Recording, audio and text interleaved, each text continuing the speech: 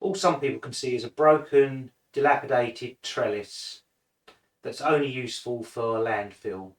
But can you see what I see? Well, I'm not very good at keeping secrets, so let's find out together.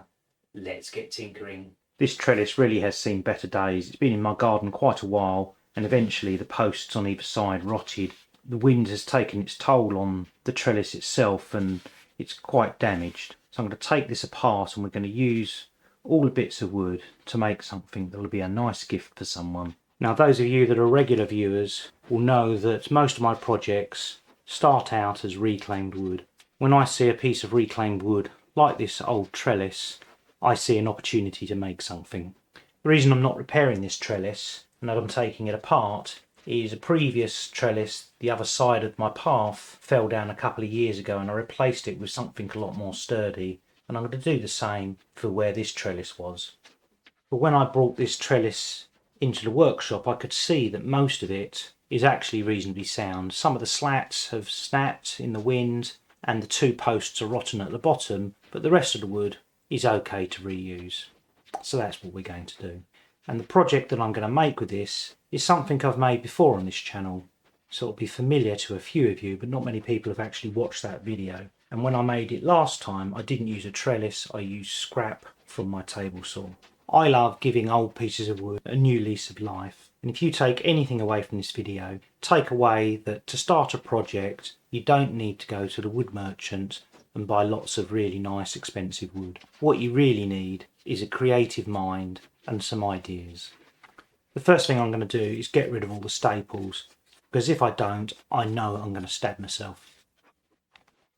Now, I don't consider myself to be a master craftsman or an expert woodworker. I just enjoy working with wood. So if I can do it, and if you're reasonably handy, then you can as well. So give it a go. I've kept all the slats that are at least 16 inches in length. You can see there's quite a lot of mildew on them, so I'm now going to clean them all with soapy water and a stiff brush. I won't show that on video because it's just going to be a bit messy. I'm going to start by squaring the ends of all of these slats, and I'll follow up by cutting them into 1 foot, 30 centimetre or 12 inch length slats. Now, if you don't have a table saw, you could just as easily do this by hand, but I have a table saw, so I'm going to use it. The actual lengths are a little bit arbitrary, they don't really matter. The main thing is they're all the same length, but you'll see later that 30 centimetres or 12 inches feels like the right proportion for what I'm going to build. Only the bottom of this fence post is rotten, so I'm going to cut that off, and then I'm going to rip the fence post so that I have a couple of boards that are 3/4 of an inch thick by 3 inches wide. Post is just slightly taller than the depth my table saw can cut, so I swap the board around 180 degrees, line up with the previous cut I made and make another cut to complete it. I take the same approach to cut the board to length. This fence post has a chamfer on each corner, so I'm going to start by just slicing a thin piece off to get rid of that chamfer. I then follow up with a second and third cut to give me two boards that are about 3/4 of an inch thick. I think I've actually done them 16mm, which is a tad under 3/4 of an inch. I add a curve to the ends of two of these boards. And with the other board, I cut a couple of fancy shapes. I use my MFT worktop to hold the boards in place at the right distance so that the slats will fit perfectly. I then glue them and add some brad points for good measure. I can now sand these fancy shaped pieces. I need another part that's going to be about an inch square when finished, so I mill that using the remainder of the fence post and my bandsaw. I first cut it roughly to length and then rip it to size. Now I want to make this board roughly octagonal, possibly circular. And I can hear yourselves saying, you've got a lathe, why don't you do it on a lathe? And there's a couple of reasons. One is I'm not really looking for a completely circular finish, and secondly I quite enjoy using the plane and it gives me more practice at using the plane, so that's why I'm using the plane, to make it octagonal rather than turning it on the lathe. If you're still watching, why not click that thumbs up? Go on. you know you want to. Click that subscribe button. Show the love, leave me a comment. Now, as with all woodwork, there's 100 ways of achieving the same result.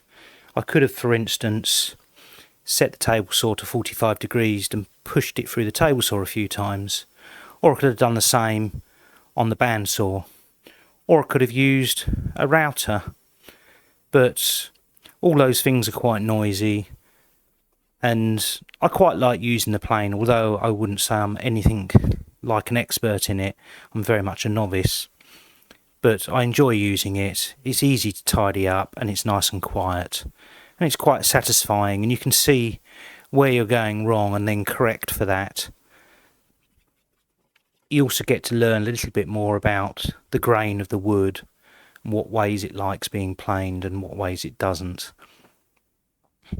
So I think if you have an option of using a plane, don't dismiss it as old technology. It's often the right tool for the job. Now, it's not perfectly circular, but I've actually found for this part, having some ridges on it is actually quite a good thing, because it'll help with how this part needs to function. A few of the slats are slightly protruding from the edge, so I'm just going to trim those up using a trim saw. This part needs a light sanding just to remove any rough edges. I'm not that bothered about taking all of the paint off, because I'm going to paint the whole thing with a green fence paint anyway. I decided to add, let's call them running boards, to the bottom of this piece, just to give the slats a little bit more protection when this piece is being put on the ground. I don't think it's really necessary. I've made one of these before and I haven't got this on it, and it's lasted a couple of years and there's nothing wrong with it at all. So this is not really necessary, but I thought it would be a nice little touch. I've seen this method demonstrated before, but I never tried it myself. Basically, if you want to get a hole in exactly the right place in two pieces of wood so that they fit correctly, then you tape a piece of upside down tape to one board, mark your holes with a bradawl, stick the part you want to mount to that double-sided tape, and then you've transferred your holes from the bradawls onto the other piece. I pilot some holes.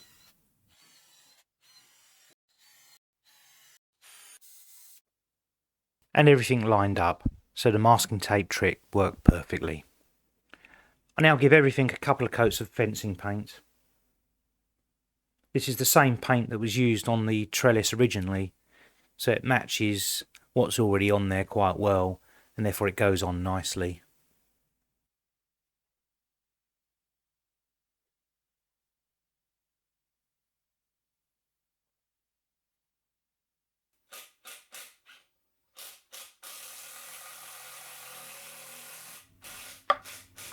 So I'd really love to know what you think of this transformed garden fence that was going to go down the dump.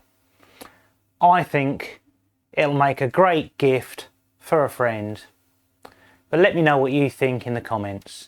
If you've got any questions, you can also leave them in the comments. If you've enjoyed this video, then please leave me a thumbs up. It makes a great difference. And remember to share and subscribe. And I'll see you in the next video. Thanks for watching.